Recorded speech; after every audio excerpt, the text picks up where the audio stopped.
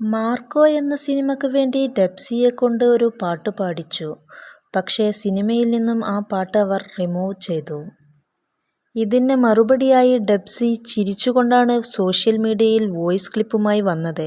"ഞാൻ ചോദിച്ച കായ് അവർ തന്നു. ഞാൻ പോയി പ്ലേബാക്ക് പാടിക്കൊടുത്തു പോന്നു.